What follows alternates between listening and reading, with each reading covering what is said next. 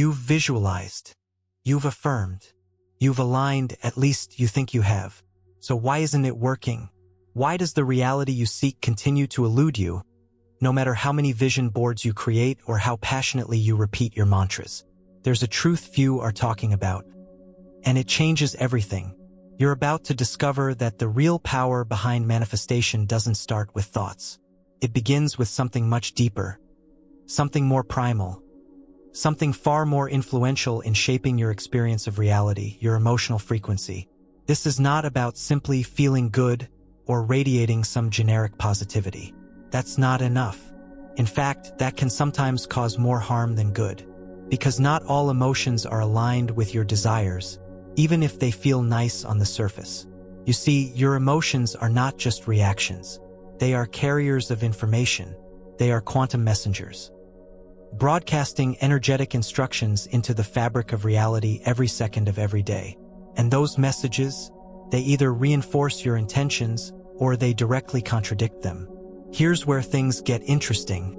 You may be sending out powerful intentions with your mind, while your emotional signature is broadcasting something completely different. That misalignment creates static. It weakens your signal. It muddles your request to the quantum field. The result? Nothing, or worse, outcomes you didn't want. We call this phenomenon emotional harmonics. It's the concept that emotions, like musical tones, carry a specific vibrational resonance. When your emotional state is out of harmony with your desired reality, your manifestations fail to materialize. It's not because the universe isn't listening, it's because you're out of tune. This concept changes the game entirely. It explains why years of personal development may have produced inconsistent results. It's not about how often you set intentions. It's about what you're emotionally fueling them with. So today, we're going beyond surface-level advice.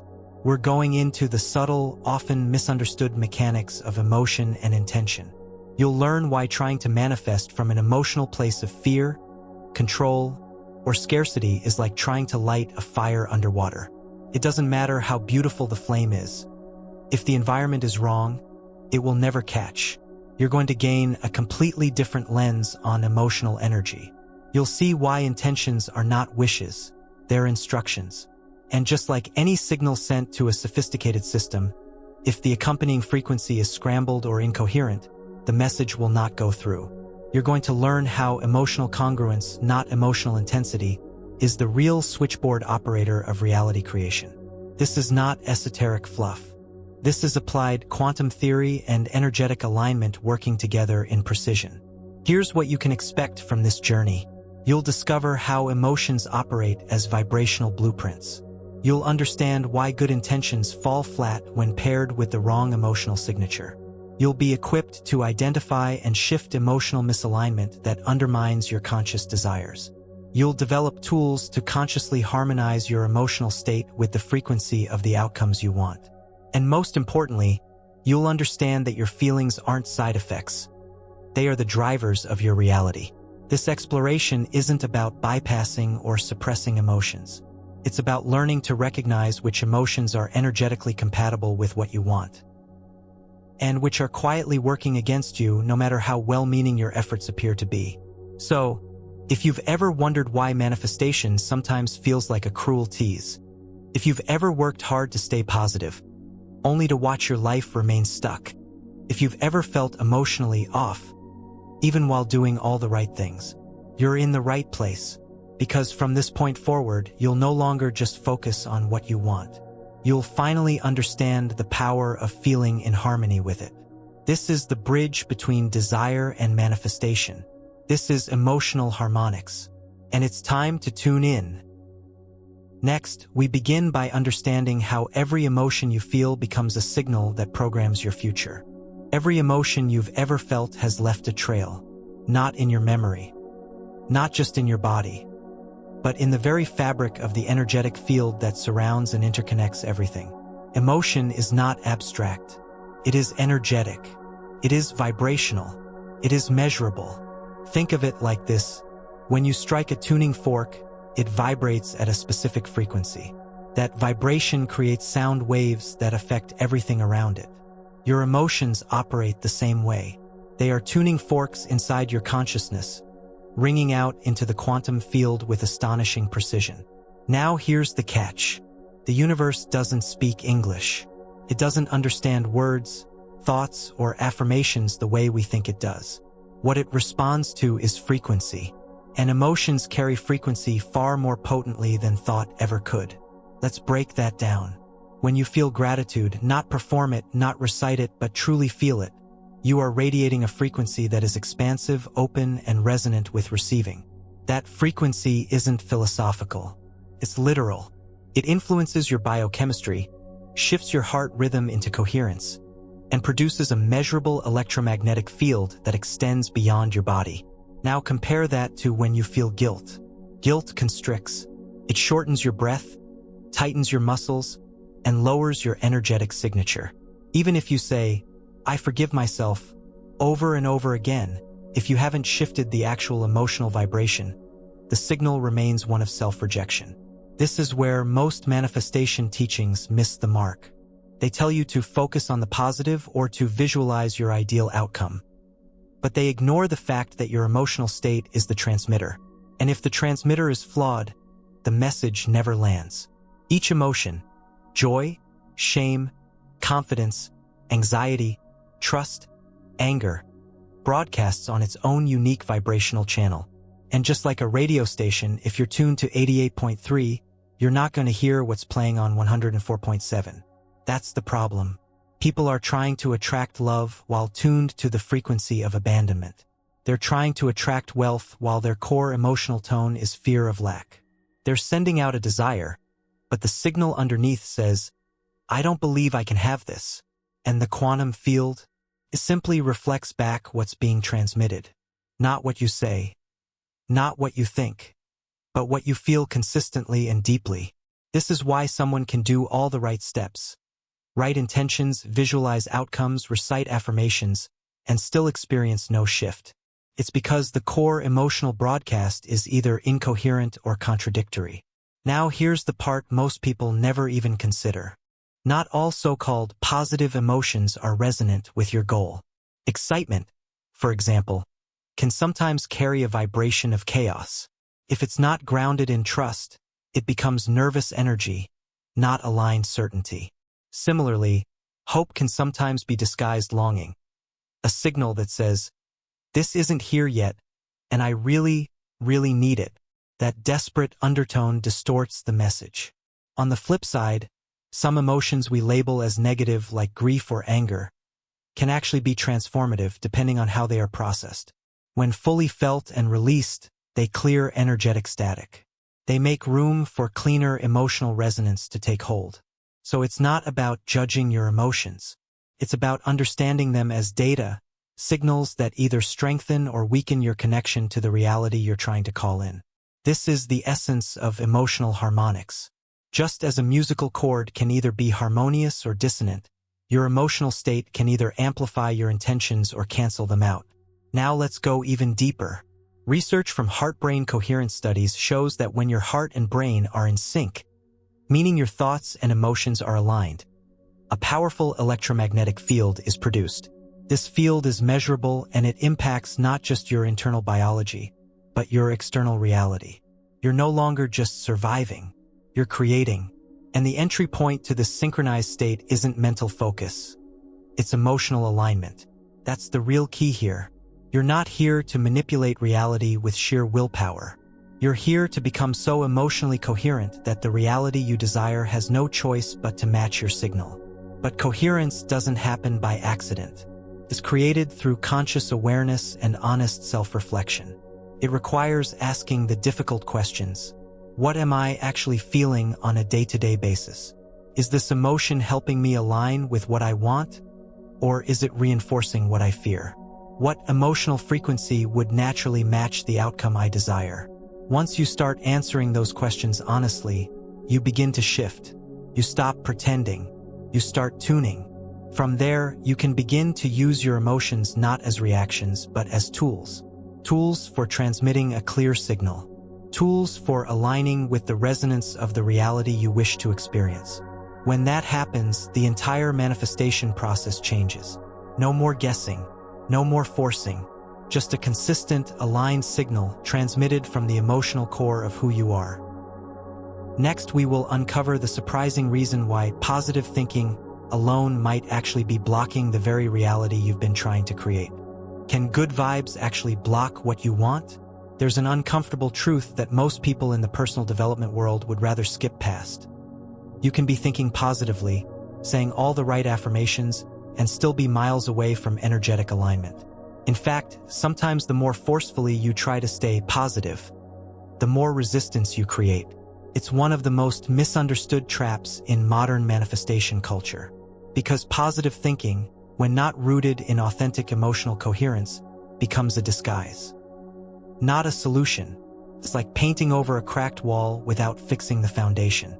Eventually, the cracks return. Only this time, they're harder to trace. The mistake begins when we equate positivity with power. When we believe that simply repeating hopeful thoughts can override the emotional dissonance deep within us. This is not just ineffective. It's dangerous because it disconnects us from what we're truly feeling and reinforces a performance-based relationship with our own inner world.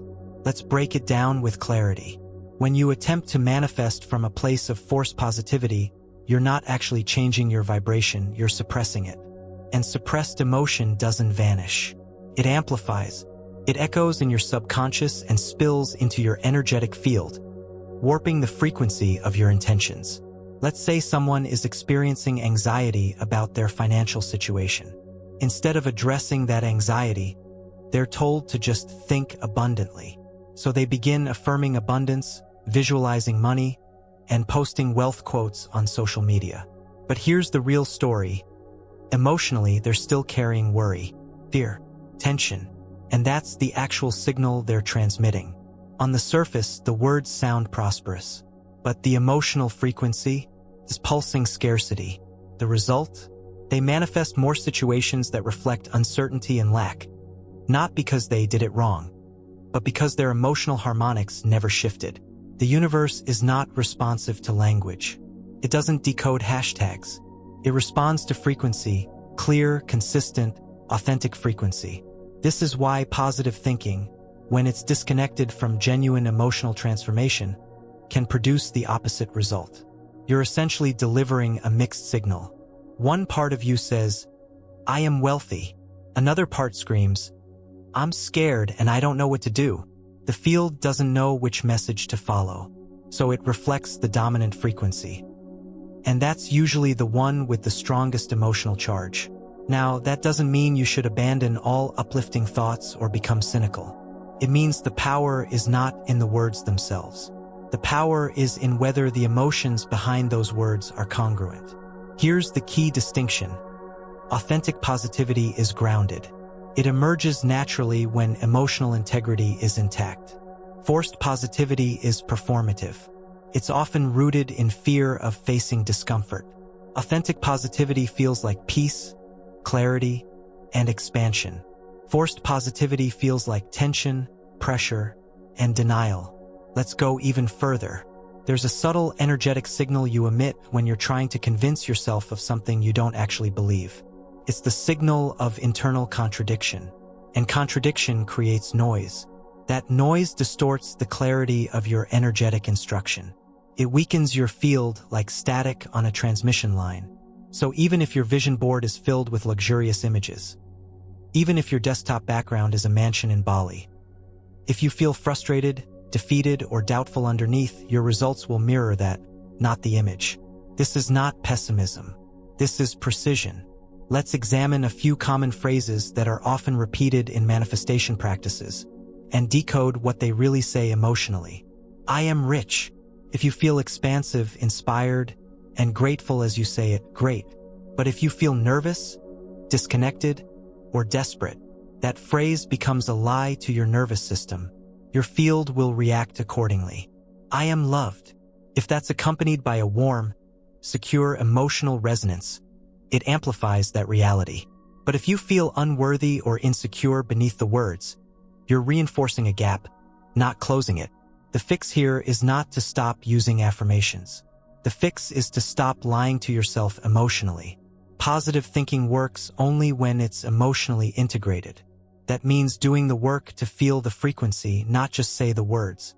Let's be honest, true energetic alignment doesn't always feel positive in the superficial sense. Sometimes it feels raw, vulnerable, disarming, because you have to be real with yourself before you can be real with your frequency. Now here's the liberating part. Once you drop the need to perform positivity, your emotional energy becomes more fluid, and fluid energy can shift far more rapidly than suppressed energy. When you're emotionally honest, you give yourself permission to recalibrate, to move from fear into trust, from grief into clarity, from tension into resonance. This is the foundation of quantum-compatible fuel. Because authenticity, not perfection, is what carries power. It's not about always feeling good. It's about always feeling true. Let that sink in. When your emotions are honest, even if they're uncomfortable, they produce a clear signal.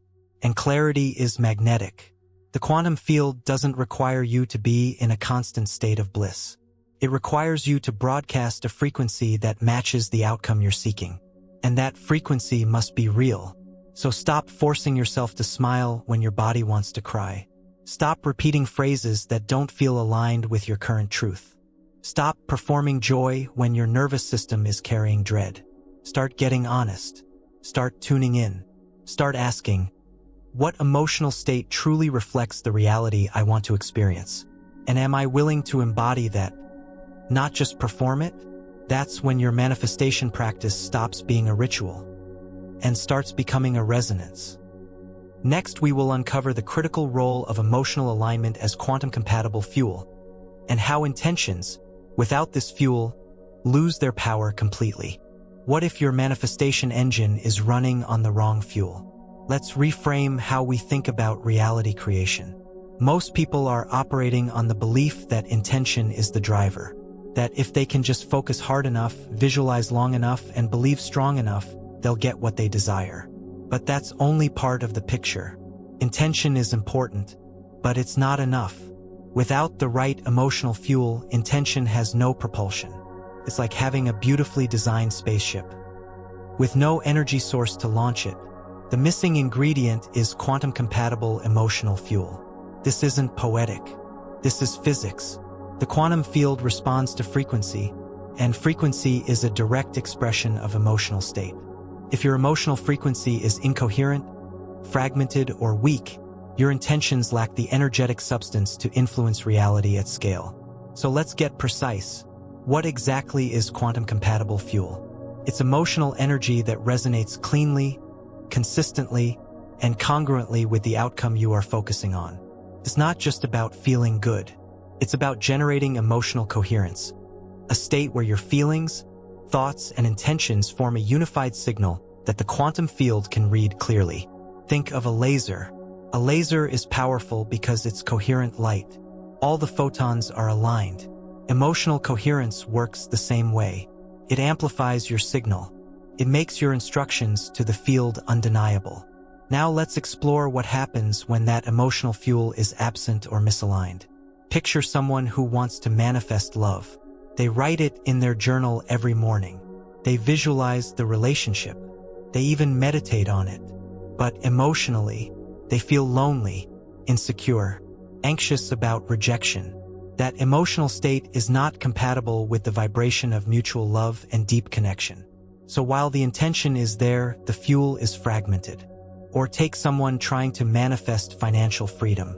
They might be affirming abundance, setting goals, thinking positively, but underneath it all, their emotional fuel is stress, fear of debt, and a scarcity mindset. That emotional cocktail is incompatible with the freedom they're trying to bring in. This is why so many manifestations stall. It's not because the intention isn't clear. It's because the fuel is misaligned. And here's the nuance. The stronger your emotional fuel, the more velocity your intention gains.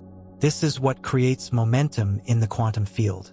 Not thoughts alone, but emotionally charged frequencies that match the state of being you're trying to create. Let's get practical. How do you know if your emotional fuel is compatible? Ask yourself these 3 questions. Does this emotion feel like it belongs in the reality I'm calling in?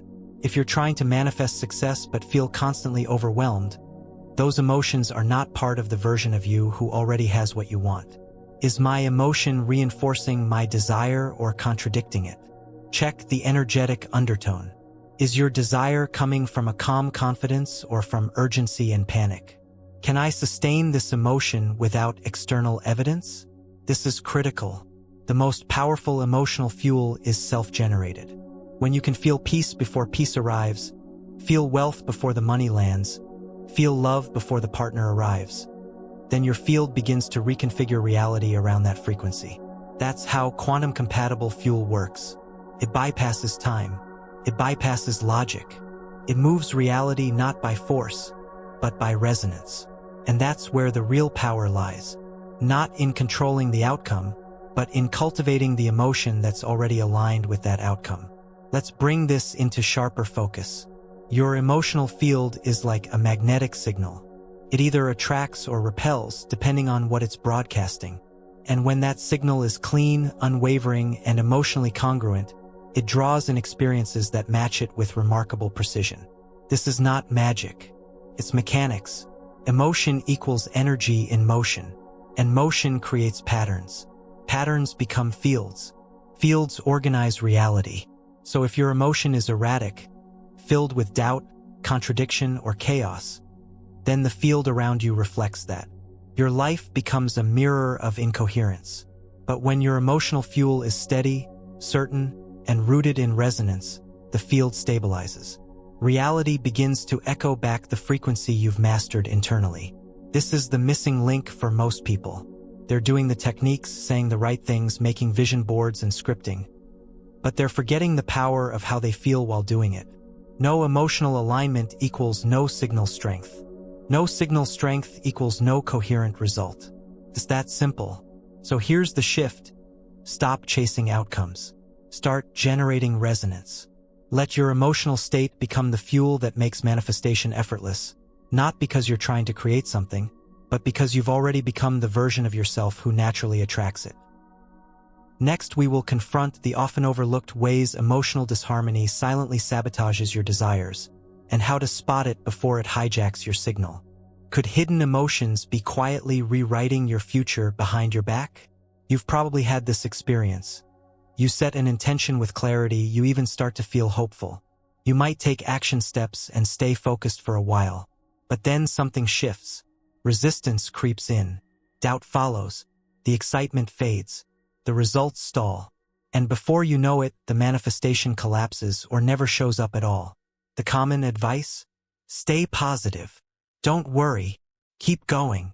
But there's something else happening beneath the surface. Something that gets overlooked time and time again. Emotional disharmony. It doesn't shout. It whispers. It doesn't crash through the front door. It sneaks in through the cracks in your awareness. Emotional disharmony is the misalignment between your conscious desires and your unconscious emotions. And it is one of the most consistent, powerful, and unrecognized causes of failed manifestations. Let's strip this down clearly. You can want something with your mind. You can write about it, speak about it, even plan for it. But if part of you emotionally does not feel safe or worthy or ready to receive it, then that part will begin to create friction in the field. This isn't sabotage in the cartoonish sense. It's not a dramatic self-destruction moment. It's far more subtle. It's the quiet energy of resistance, the hesitation, the internal contradiction, and that frequency carries weight. Let's say someone is trying to attract a new relationship. They visualize love.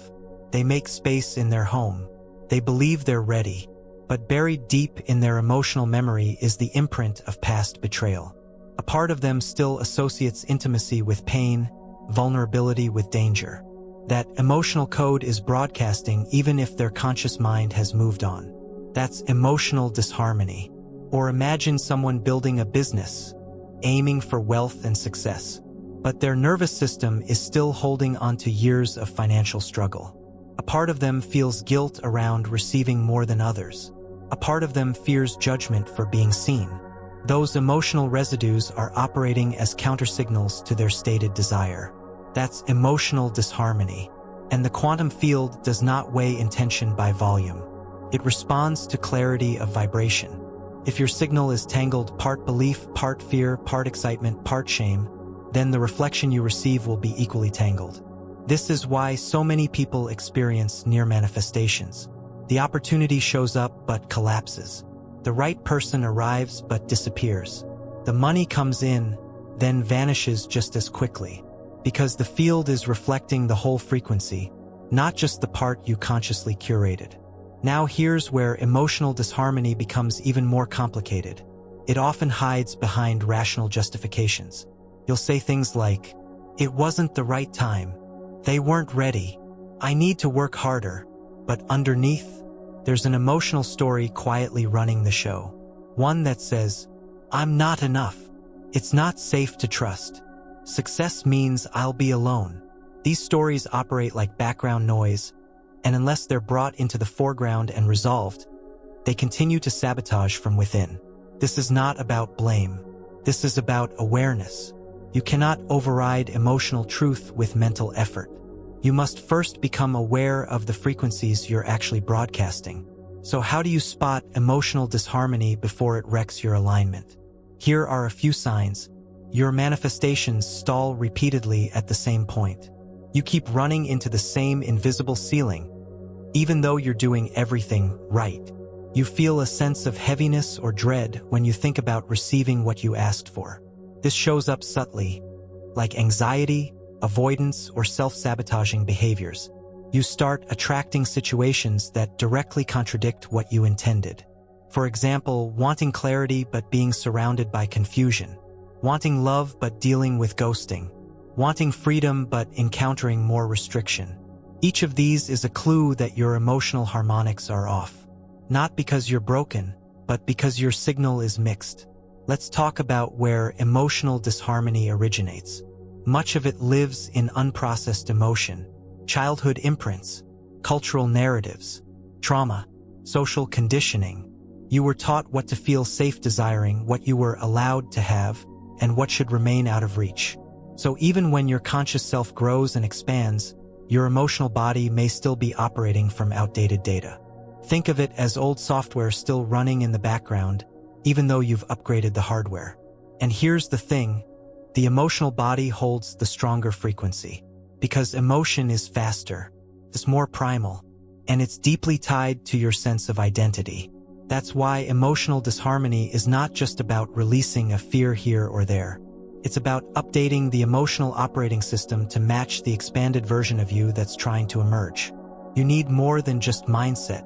You need emotional congruence. So how do you begin clearing emotional disharmony? First, you must stop resisting it. Stop pushing away the negative feelings that come up when you're visualizing something big. Those emotions aren't blocking you, they're informing you. They're showing you where your emotional signal is mismatched. You may feel jealousy. Good. That means a part of you believes what you want exists, but also believes you can't have it. That belief needs upgrading. You may feel guilt. Good. That means you're still carrying a story that receiving more will somehow hurt others. That story needs rewriting. You may feel fear. Excellent.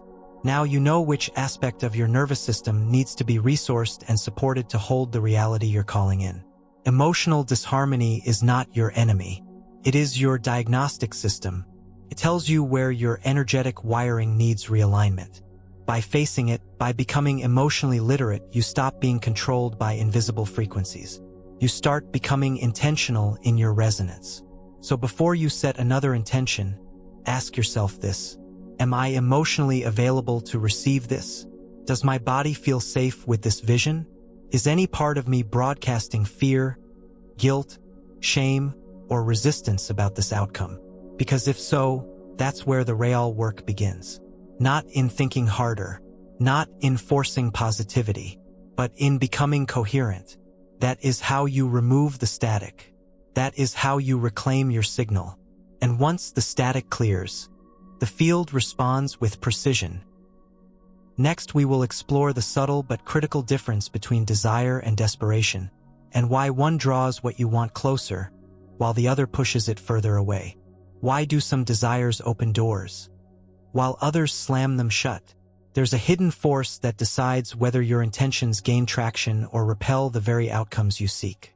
That force is emotional tone. Specifically, the difference between a clean desire and a desperate grasp. On the surface, desire and desperation can look similar.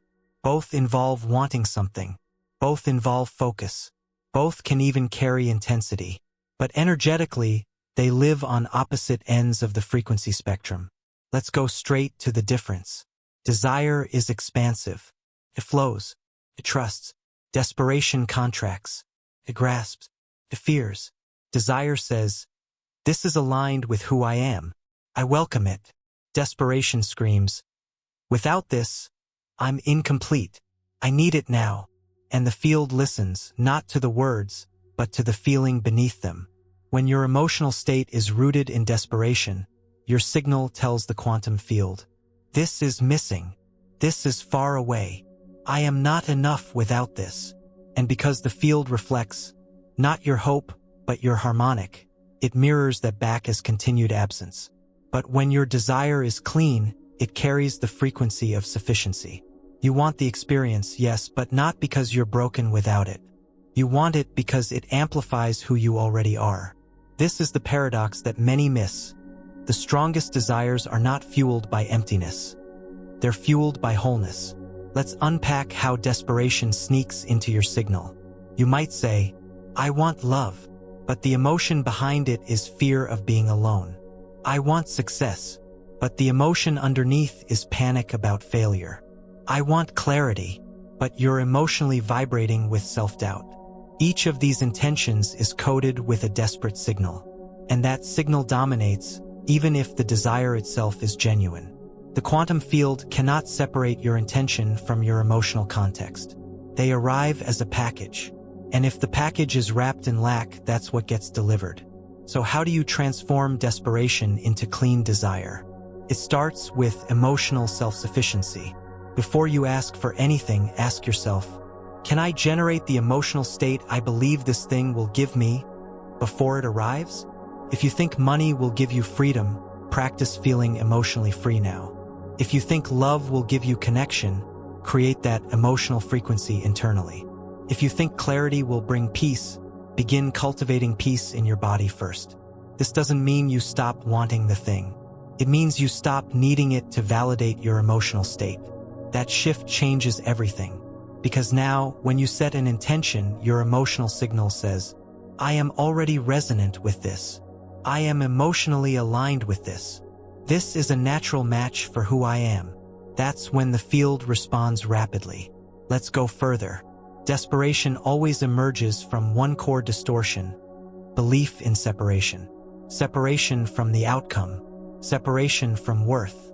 Separation from trust in life. This emotional stance generates fear, urgency, and contraction. And that contraction pushes the thing you want further away. Desire, on the other hand, operates from unity. It says, this already exists. This is already within reach. This is part of my timeline. I'm just tuning into it. The emotional frequency of unity is powerful. It collapses the illusion of distance. It aligns you with the outcome not as a fantasy, but as a real-time energetic match. To embody this frequency, you must let go of the chase. Stop pursuing. Start resonating. Here's a simple emotional test. Close your eyes.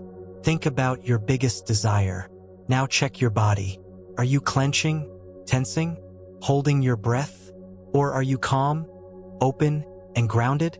If your nervous system feels on edge, you're not in desire. You're in desperation. If your breath flows smoothly, you're likely broadcasting clean desire. This awareness alone is transformative. Because now, instead of trying harder, you can tune better.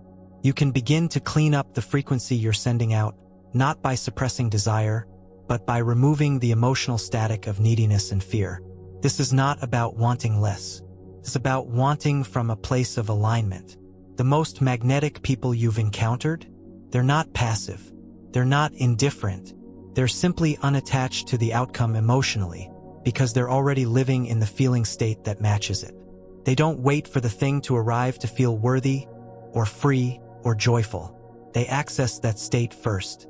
and that signal draws their desires in like gravity. So here's your invitation. Keep desiring, keep expanding, but stop building your identity around the absence of the thing. You are not empty waiting to be filled. You are full, and your fullness calls more fullness into form. That's the harmonic difference. That's the frequency shift. Next, we will focus on how to tune into your current emotional frequency with clarity, so you can stop sending mixed signals and start broadcasting powerfully aligned ones. Do you know what emotion you're really manifesting from? It's easy to assume you're aligned just because you're thinking about your goal or taking action toward it. But thoughts aren't the core transmitters of your energetic broadcast. Emotions are. And until you identify what frequency you're truly running, your manifestations remain inconsistent at best and misaligned at worst. Here's the truth. Most people are emotionally unaware, not because they don't care, but because they've never been taught how to feel accurately. They confuse their thoughts about emotions with the emotions themselves. They describe how they should feel instead of recognizing how they actually feel. This disconnect creates distortion. You can't align what you haven't identified. You can't tune what you haven't heard. So if you've been stuck in an invisible loop, setting clear intentions, putting in work, and still seeing minimal progress, it's time to stop guessing. You must learn to recognize your emotional broadcast with precision, because your emotional frequency isn't what you say it is. It's not what you hope it is. It's what you're actually feeling consistently, and that frequency is what the quantum field mirrors back. To tune in accurately, you need more than mindfulness. You need emotional fluency. Let's begin by clearing up a major misconception. Emotions are not vague energies. They are highly structured vibrational patterns. Each emotion you experience carries a specific waveform that interacts with your biology and your external reality. Think of joy. Joy has a high-frequency, expansive signature. It lightens the breath. It softens the body. Produces coherence in the heart's rhythm. Now think of shame. Shame compresses. It reduces breath, tightens posture, and lowers your energetic field drastically. Each emotion doesn't just affect you, it radiates out from you. So when you're trying to manifest something, the first and most vital step is emotional inventory. This isn't about overanalyzing. It's about listening to the body, the breath, the tension, the signals that don't lie. Here's how to begin. Start with silence. Create stillness. And then ask one powerful question. What am I actually feeling right now? Not what you wish you felt. Not what sounds spiritual. What is real in this moment? Then, observe the body's language. Your shoulders might be tense. Your stomach may be tight. You might notice your breath is shallow, your jaw clenched. Each of these is a data point revealing the current emotional state. Because your body always tells the truth. It doesn't perform. It reflects. Let's go further. Once you locate the emotion, name it. Get specific. Avoid vague descriptors like bad or off. Use clear emotional vocabulary. Are you feeling anxious, disappointed, hopeful, restless, resentful, vulnerable? Naming an emotion does not strengthen it. It separates you from its unconscious grip. It allows you to observe rather than absorb. Then go deeper. What is the emotional tone behind my current desires? You may say you want freedom, but tune in. Does the desire carry a tone of liberation or of fear? You may want success, but is that desire energized by creativity or by self-doubt? You cannot broadcast a new frequency if you don't know what the old one is. That's like trying to tune a radio station without knowing what frequency you're currently on. Now that you've identified what's present, it's time to ask, is this emotion compatible with the outcome I want to create? This is the golden key. If the answer is yes, if the emotion feels like a natural fit for your desired timeline, you're in alignment. If not, that's not failure. It's feedback. It tells you where your inner world needs recalibration. Let's be clear. You don't need to feel perfect all the time. Alignment is not about emotional perfection. It's about emotional coherence. Coherence happens when your thoughts, emotions, and intentions form a single, undistorted signal. And to generate coherence, you need to tune in consistently. This isn't a once-a-week check-in. Your frequency is dynamic. It fluctuates moment to moment. So awareness must become a lifestyle, not a practice. Now, to help you build that lifestyle, here are 3 methods for tuning in with accuracy and depth. Spend 3 minutes at the end of each day identifying the most dominant emotion you experienced. Don't overthink it. Just name the emotional state that occupied the most time or carried the strongest charge. Over time, you'll start seeing patterns that reveal your default broadcast. Use your body as an emotional map. Scan from head to toe. Ask, where is there tension? What is this part of my body trying to express? Often, the body holds unspoken emotion long after the mind has moved on. Look at the goals you're trying to manifest. Now ask, does this goal feel emotionally matched to my current state? If the answer is no, explore why. What belief, fear, or emotional residue is out of tune? These methods may seem simple, but they produce radical shifts, because awareness is the gateway to alignment. Once you see your emotional baseline clearly, you stop broadcasting unconsciously. You become intentional. You become energetically precise. Precision creates power. You're no longer sending scattered messages to the field. You're transmitting one clear, unified instruction. And here's the most empowering truth of all. Emotions are not fixed. They are trainable. Once you identify your current frequency, you can begin shifting it, not by force but by resonance. By generating the emotions that are quantum compatible with your desired outcome. That process begins with tuning in. And from here, you stop wondering why things aren't showing up. You start understanding exactly what signal has been sent and what needs to change. Next, we will look at how even your lowest emotional states can be transmuted, not erased, but turned into potent energy for aligned creation. Can your worst emotions become your greatest allies? The emotional states you've been trained to avoid: grief, anger, fear, shame, hold immense energy, not in spite of their darkness, but because of it. These so-called negative emotions contain untapped frequencies. They are not dead zones. They are power reserves. But here's the issue. Most people are trying to bypass them. They treat low-frequency emotion as a virus to eliminate instead of a message to decode. That approach fragments your signal. It weakens your field, because unprocessed emotion doesn't disappear. It embeds itself into your energetic body and begins to distort the very frequency you're using to manifest. This is why emotional alchemy is not optional, it's essential. You must learn to transmute rather than suppress. Transmutation means taking a dense frequency and transforming it into something that supports your alignment. You don't erase the emotion, you upgrade it. This is the skill of the emotional architect, and it changes everything. Let's get concrete. Take anger. When left unacknowledged, it turns into bitterness, reactivity, or collapse. But when transmuted, it becomes clarity. Boundary, drive. It carries the frequency of personal power when it's no longer turned inward or weaponized outward. Now look at grief. When suppressed, it becomes numbness. But when fully felt and honored, it opens a channel to compassion and surrender. Clears static, creates space. Or take fear. When ignored, it controls you. When faced directly, it becomes discernment.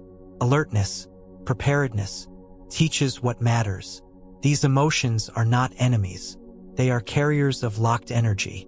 Energy that, once released and rerouted, adds massive strength to your signal. Here's where things get transformational. The more you practice emotional alchemy, the less you fear your feelings. The less you run from discomfort, the faster your vibration realigns when it falters. That emotional agility is your secret weapon. Let's explore the process. Step 1. Acknowledge without labeling. Do not rush to call an emotion good or bad. Begin by saying, something is arising. I'm willing to meet it. This softens resistance. And resistance is what blocks transmutation. Step 2. Locate it in the body. Ask, where does this emotion live right now? Place your hand there. Breathe into it. Do not analyze it. Simply bring awareness.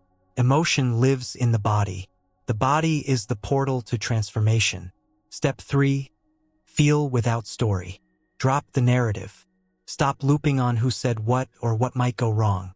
Focus only on the sensation, the heat, the contraction, the ache. Let the energy move without needing to figure it out. Feeling is not the same as analyzing. It's the doorway to release. Step 4. Shift the channel. Once the emotion has been fully acknowledged and expressed, through movement, sound, or breath, introduce a new frequency. This is not spiritual bypassing. You're not cheering up. You're intentionally switching vibrational gears. Choose an emotion that harmonizes with your desired state. From despair to stillness. From frustration to resolve. From sadness to depth. You're not climbing to joy immediately. You're shifting into the next harmonic available. That's the path of emotional alchemy. Step by step, tone by tone, you move from distortion into resonance. This process rewires your field. Because now, your lower frequencies aren't blocking your manifestations, they're fueling them. They've been converted into coherent emotional signals. This is how pain becomes power. This is how shadow becomes clarity. And here's the most vital truth. When you integrate the full range of your emotions, your signal becomes richer, deeper, more magnetic. You're no longer manifesting from fragments. You're manifesting from wholeness. That wholeness radiates certainty. Not because you control everything, but because you trust yourself to transmute whatever arises. And that trust is the ultimate attractor. So the next time fear shows up, welcome it. When grief whispers, listen. When anger burns, channel it. You're not broken. You're becoming. Not by erasing the dark, but by mastering how to reshape it into light. Next, we will uncover the principle of sympathetic resonance, and how tuning into the emotional key of your desired outcome becomes the exact frequency that draws it into form. What if your dream has a specific emotional tone, and you're out of tune? Every outcome you want already exists as a frequency, not a metaphor, not a concept, a measurable energetic pattern vibrating at a specific emotional pitch. And just like a musical note, it can be matched, but only when you're tuned to it with precision. This is the essence of sympathetic resonance, a principle in physics and music that explains why one vibrating object can cause another of the same natural frequency to vibrate. Hit a tuning fork and a second fork across the room will begin to hum if it shares the same resonant frequency. This principle doesn't just apply to instruments. It applies to your field. You are a transmitter. Your emotions are the waveform, and the universe, always listening, always mirroring, responds through resonance, not requests. So here's the key. Your desires are not summoned by words or effort. They are activated through emotional compatibility. If you are not emotionally vibrating at the same frequency as your desired experience, the field cannot reflect it back. Let's unpack this clearly. Take a desire like deep love. It vibrates at a frequency that includes openness, trust, safety, and joy. Now imagine someone trying to attract love while vibrating with fear, bitterness, or unworthiness. There's no sympathetic resonance. The emotional tones are dissonant. It's not a moral judgment. It's resonance science. And this is where so many people get stuck. They try to force reality into alignment without tuning themselves first. They try to do more without becoming more resonant. But frequency doesn't respond to effort. It responds to match. Here's the liberating shift. You don't have to chase your desires. You only need to learn how to vibrate at their level. Because when you hit the right emotional key, reality rearranges itself. Let's bring this deeper. Each desired reality has its own emotional composition, a unique combination of feelings that define it. Just like every piece of music has a key signature, so does every outcome.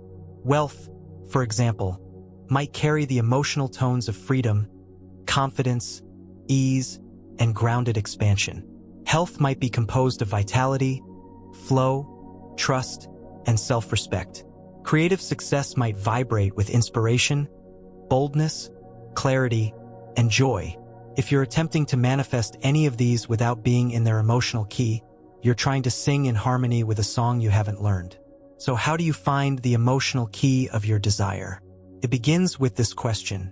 If this outcome were already mine, what would I feel? Daily, consistently, effortlessly? Let's break that down. Not what you would feel at the moment of receiving. That's often a peak of excitement or relief. That's not sustainable. You're looking for the emotional tone of having the desire already embodied in your life. That tone becomes your tuning fork. If you're trying to attract financial ease, then train your body to feel at ease now. If you're aiming for creative fulfillment, generate the emotion of inspiration now. If you're calling in deep connection, begin vibrating with receptivity now. Not pretending, not performing, but practicing until the frequency becomes second nature. That's sympathetic resonance in motion. The field cannot help but respond. Not because you're manipulating it, but because you're now singing the same emotional melody as the outcome you're seeking. Let's go practical. Here's a 3-step method to apply this principle with clarity. Write down your top desire. Then list the core emotions that represent the state of already having it. Be honest. Not the emotions you hope for, but the ones that define the experience in its real, lived form. This becomes your emotional blueprint. Pick one of those core emotions each day. Spend 5 to 10 minutes generating it without external stimulus. No music, no imagery, just you, your breath, your body. Ask, what does this emotion feel like in my cells? How does my breath change when I feel this? What thoughts arise naturally when I'm here? This is emotional entrainment. You're teaching your system how to stabilize the frequency. Throughout your day, ask, is this emotion present in me now? If not, adjust. Not with force, but with focus. You're not chasing the goal anymore. You're embodying its tone. You're becoming the song that your desired reality is already singing. Now let's address a common pitfall: false tuning. This happens when someone attempts to force themselves into the emotional tone they think they should have, without clearing the disharmony underneath. For example, someone tries to feel confident, but beneath the surface is deep self-doubt. They fake the vibration. They mimic the signal. But the field doesn't reflect imitation. It reflects the dominant frequency. To avoid this, you must approach resonance with honesty. If you can't yet access the full tone of joy, start with calm. If confidence feels unreachable, start with grounded presence. Build harmonic bridges. Don't leap into emotions that your nervous system rejects. Tune progressively. That keeps the signal real. Here's a truth that simplifies everything. You don't attract what you want. You attract what you're in resonance with. Your desires aren't hiding. They're waiting for a frequency match. And when you match that tone, not temporarily but consistently, the field cannot help but respond. Because resonance is not just a metaphor. It is the law of how energy becomes form. Next, we explore how emotional consistency becomes your gateway to parallel versions of your life, and why repetition, not intensity, creates the shift. Is it possible to feel your way into another version of reality? This isn't imagination. This is physics. At every moment, you're standing at the intersection of infinite possible versions of you. Different timelines, different outcomes, different experiences. The bridge that connects you to any one of them is not belief, not desire, not visualization. The bridge is emotional consistency. Each version of reality is defined by a specific emotional state. And the longer you maintain that emotional frequency, the more you begin to lock onto the version of you who already lives there. This is not a matter of fantasy. It's a matter of tuning. You don't move into new realities by thinking harder. You move into them by anchoring emotionally, so deeply, so repeatedly, that the shift becomes inevitable. Let's break this into something you can apply. Imagine reality as a multidimensional jukebox. Each song is a different life experience. You select the song not by pushing buttons, but by maintaining the exact emotional tone of that track. If you hold it for a moment, you get a glimpse. If you hold it for a week, your environment starts to shift. If you hold it consistently, reality reconfigures around it. This is how you travel between parallel versions of your life, by anchoring into the emotional signature of the one you choose. Here's where most people go wrong. They fluctuate. They spend 10 minutes in alignment, then go back to their old baseline. Emotional inconsistency keeps you locked in the version of life you're trying to leave. Because the field needs stability to reflect a new pattern. So how do you anchor? Anchoring is the practice of repeating and sustaining an emotional state until it becomes your new normal. Here's how to do it with intention. Step 1. Identify the parallel you. Be specific. Which version of yourself are you aligning with?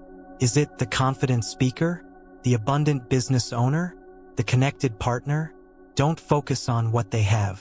Focus on what they feel like on a regular basis. Write down 3 to 5 emotions that define their daily state. Step 2. Build a daily anchor ritual. This is your training ground. Pick one of those emotional states each morning. Then spend time intentionally embodying it, not as an exercise, but as a way of becoming. Move like that version of you. Breathe like them. Think like them. Not to trick the system, but to tune into the signal they already broadcast. Your nervous system begins to adapt. Your choices begin to shift. And small changes compound into a complete vibrational relocation. Step 3. Interrupt emotional reversion. Throughout your day, moments will arise that pull you back to the old emotional baseline. This is normal, but this is also where anchoring becomes transformation. When you notice emotional reversion, fear, doubt, defeat, pause. Ask, which version of me am I resonating with right now? Is this emotion part of the reality I'm choosing? Then recalibrate, not by pretending, by reconnecting. Even 30 seconds of anchored emotion is more powerful than hours of surface-level positivity. You're not aiming for intensity. You're training for stability. And that stability builds gravity. It magnetizes the reality that matches the tone you're practicing. Now, let's be clear. Anchoring is not about controlling every thought. It's about stabilizing your field through emotional consistency. Think of your current reality as a hologram sustained by your dominant frequency. If you change that frequency for long enough, the hologram starts to shift. Your environment updates. Your relationships evolve. Opportunities appear that weren't accessible before. Not because you changed reality by force, but because you stepped into a new version by resonance. This is the real work of emotional mastery. To feel your way into the next timeline. Not with hope or hype, but with a steady, practiced tone that becomes impossible for the field to ignore. You are the anchor point. You are the switchboard. The question is not whether the reality exists. The question is, can you hold the emotion long enough for it to become true? Because when you do, the shift stops being a mystery. It becomes mechanics. And now you know how to use it. Next, we explore how your emotions, beliefs, and external reality form a living feedback loop, and how that loop can either reinforce or dismantle your alignment. Is your reality reflecting your emotions or controlling them? This question isn't philosophical.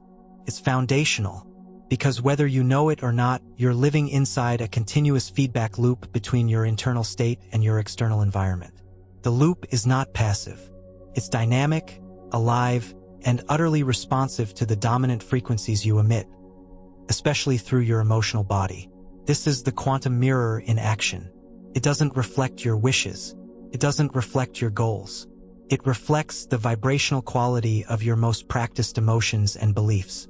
And it does so with precision. Here's where most people miss the mark. They believe the outer world is separate from their inner state. So they wait for circumstances to change before they allow themselves to feel better. They wait for proof of success before feeling successful. They wait for love to arrive before generating the emotional tone of connection. And in doing so, they invert the loop. They become reactors instead of creators. But in the mechanics of manifestation, the field doesn't respond to what you're reacting to. It responds to what you're originating. And the origin point is always your emotion. Let's decode this clearly. A belief is a thought that has been emotionally confirmed enough times to become a default lens. Once installed, that lens shapes your perception of the world, and that perception selects which aspects of reality you pay attention to and which ones you ignore. Then, through selective focus, you reinforce the belief again. That reinforcement generates emotion. That emotion becomes your signal. That signal shapes your next wave of reality. And the loop continues. This loop isn't abstract. It's active every moment. Here's a common example. Someone holds a belief, conscious or unconscious, that life is hard and resources are scarce. That belief came from early experience. It generated anxiety. That anxiety became habitual, forming an emotional baseline. Then, they began filtering the world through that lens, seeing only obstacles, overlooking opportunity. Because the brain doesn't like contradiction, it only notices things that confirm the existing loop. So even when ease is available, they can't feel it. Even when abundance shows up, they dismiss it. The feedback loop has already been coded. Until that coding is changed, no amount of external effort will shift the results permanently. Now, here's the empowering news. The loop can be rewritten. And the entry point is not belief alone, it's emotional frequency. You can use emotion to override old beliefs and begin installing a new signal into the field. When you feel a new emotion consistently enough, your nervous system starts creating new data to match that feeling. And when that happens, your perception shifts. Then your behaviors shift. Then your environment responds differently. And the feedback loop begins reinforcing a different reality. This is why emotional alignment is not a luxury. It's the operating system of manifestation. Let's make this tangible. Start with the emotion you're most familiar with. Is it frustration? Then the field reflects delays. Is it doubt? Then the field mirrors uncertainty. Is it curiosity? Then the field delivers new paths. Is it gratitude? Then the field amplifies what's working. You're not being punished or rewarded. You're being reflected. The mirror has no bias. It only responds to clarity and consistency. This is why emotional neutrality creates faster change than forced positivity. When you move from anxious grasping to calm presence, even if it's not euphoric, your signal becomes clearer. The distortion drops. The feedback loop receives a new imprint. Now let's address the most misunderstood part of the loop: emotional reactions to outer triggers. When something external happens that doesn't match your desire, the tendency is to react emotionally, to contract, to doubt, to panic. But here's the danger. That reaction, if left unchecked, becomes the new input into the loop. And now, instead of using the outer world as confirmation of your alignment, you've used it to destabilize your frequency. That's not feedback. That's hijacking. You need to reclaim the center of the loop. Here's how. Step 1. Spot the emotional pattern. Ask, what is my default emotional state when things don't go my way? Is it anger, shame, despair, helplessness? This state is the loop's reset button. Identify it before it auto-triggers. Step 2.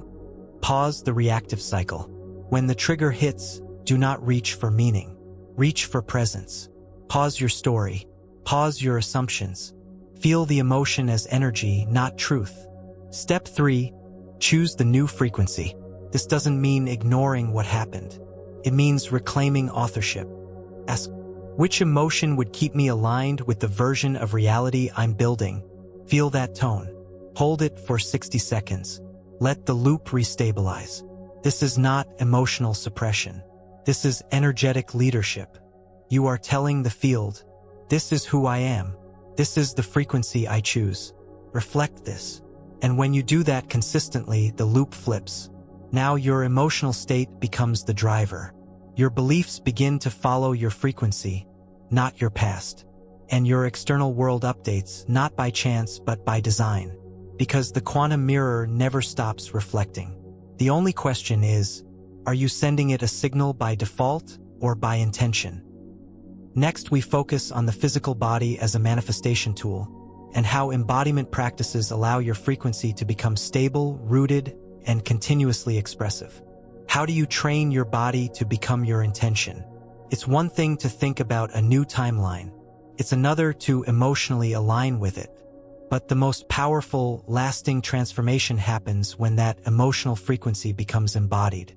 Not visited occasionally, but rooted in your nervous system, expressed through your posture, your breath, your voice, and your actions. You've already seen that your emotions are the drivers of your signal. But unless those emotions become stabilized through your body, they remain theoretical. This is why embodiment is non-negotiable. You cannot manifest a new reality by simply thinking or feeling differently in short bursts. You must become a walking, breathing broadcast tower for that frequency. You must train your system to hold it, especially when life offers you the temptation to revert. Let's get clear. Embodiment isn't acting. It's not performance. It's repetition until resonance becomes reflex. It's the process of aligning your physical expression with your energetic signature. And once that alignment becomes stable, your manifestations don't just come faster. They come consistently, because your signal no longer flickers. It holds. Let's build this from the ground up. Your body is not separate from your energy. It's the carrier of it. Your breath reflects your emotional state. Your spine reflects your self-concept. Your gestures, movements, tone of voice, all of it is information. So when you align the body with the emotional tone of your chosen reality, you multiply your broadcast strength. Here's how to train that alignment intentionally. Your breath is the first layer of emotional feedback. Fast, shallow breaths indicate fear, urgency, or suppression. Slow, deep, coherent breaths signal trust, clarity, and readiness. Choose one of the emotional frequencies tied to your desired reality. Then breathe as if you're already living it. Ask, how does this version of me breathe? Where does their breath start? In the chest or deep in the belly? Is it sharp or smooth? This is not about forcing. It's about remembering, then practicing. The more often you breathe from the new identity, the faster your nervous system rewires around it. The shape of your body is a mirror of your emotional tone. Collapsed shoulders signal defeat. A tense jaw signals resistance.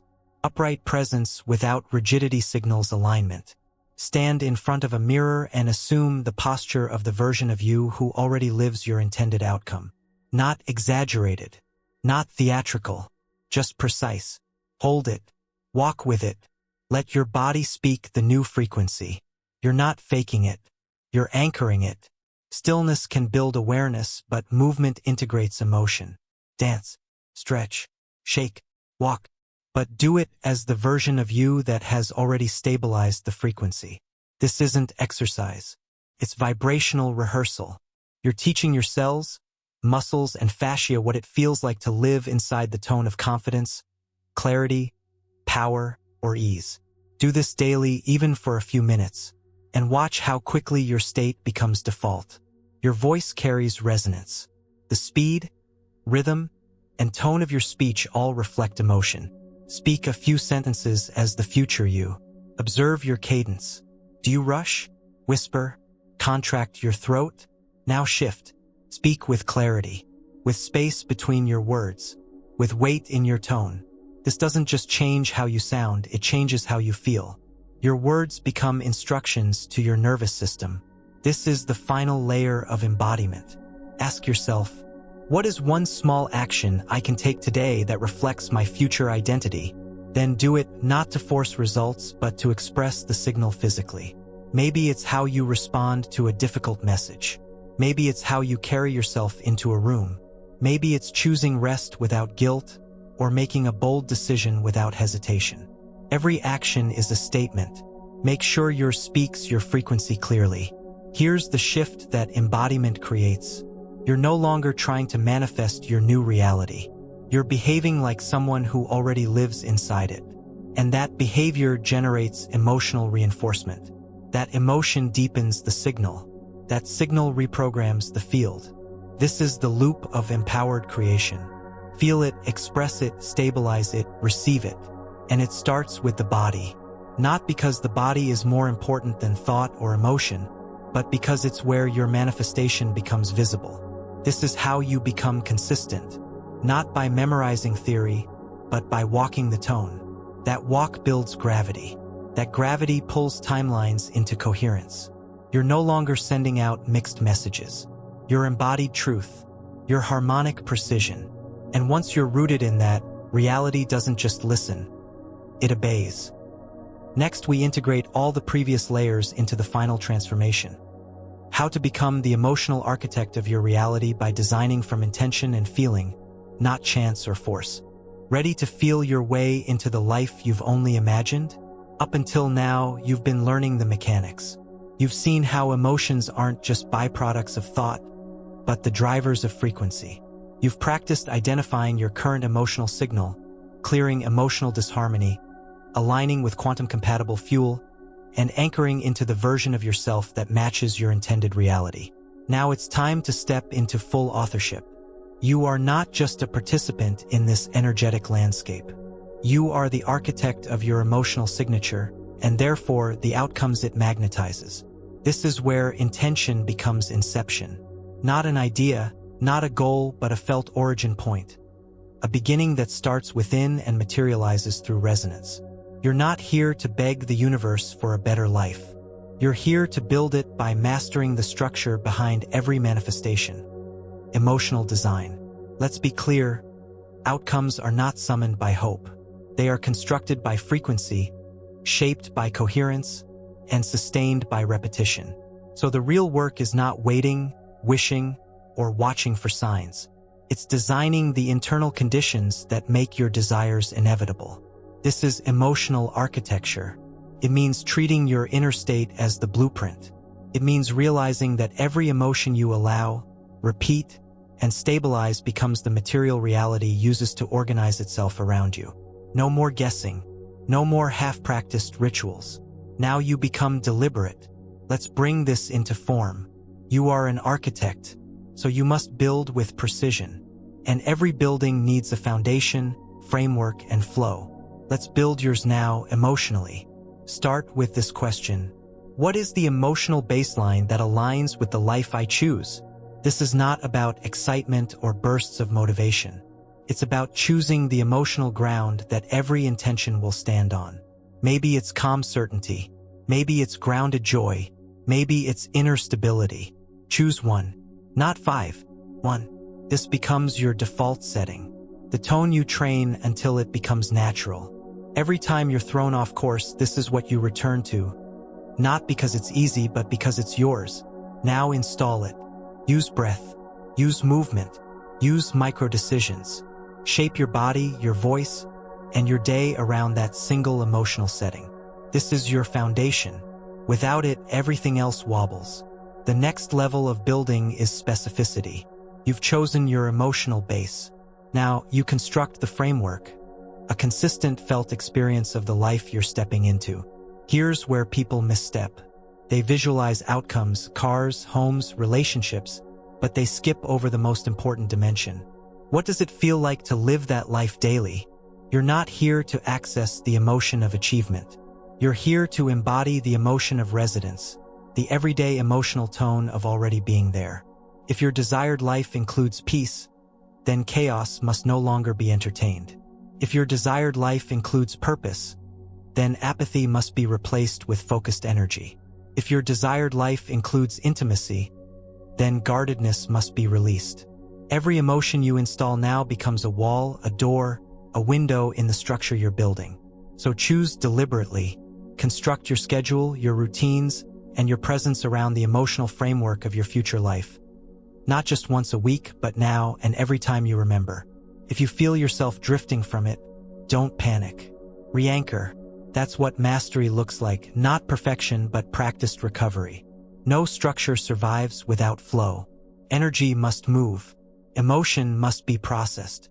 And frequency must stay clean. That means your job as the architect isn't just to install.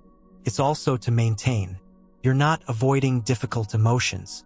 You're regulating how they move through the system. If fear arises, welcome it. Channel it. Let it signal where deeper support is needed, but do not let it become your new foundation. If sadness shows up, let it be expressed. Then return to your chosen emotional tone.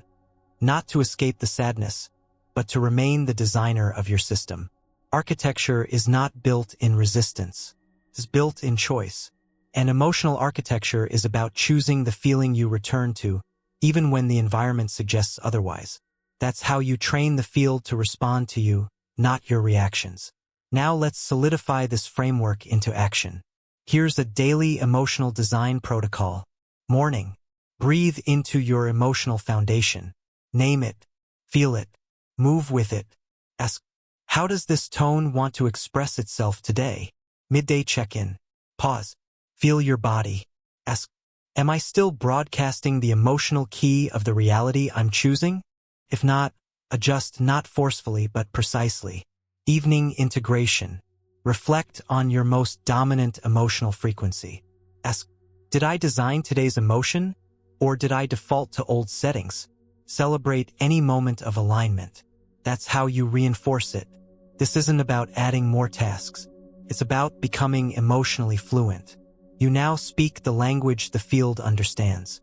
And when you're fluent in that language, your life becomes modular, expandable, flexible. You can change direction without collapsing your foundation. You can hold your frequency even when nothing looks different, because you know that frequency precedes evidence. You become resilient not because you ignore difficulty, but because your signal isn't dependent on the outer world anymore. And from this place, your intentions don't struggle to take form. They materialize. They are incepted into the quantum field as clean instructions. And the mirror begins to reflect a reality that feels familiar, because you've already practiced living there. That's inception. Not the arrival of something new, but the anchoring of something you've already been broadcasting consistently. Let's anchor this now. You are no longer setting intentions and hoping. You are no longer cycling through short bursts of alignment and long periods of confusion. You are no longer guessing what emotion you should feel to manifest what you want. You now know that manifestation is frequency. That frequency is emotion. And emotion is your domain, not chaos, but code. You've learned to locate the emotion that matches your desire. You've learned to clear the emotional interference. You've learned to stabilize that frequency through breath, posture, tone, movement, and behavior. You've practiced repetition, not intensity. You've built resonance, not noise. You've trained your signal to be clear, strong, and sustained. Now, your emotional field is not just aligned. It's architected. And from here, nothing is far away. Nothing is withheld. Nothing is waiting. Because you're no longer speaking to the field in theory. You're speaking in fluency. And the field responds, always, to the architect who knows how to feel what they've chosen long before it arrives. This is the real beginning. Not the beginning of a process, but the beginning of embodied authorship. You're not becoming aligned. You are alignment. And now the field simply catches up.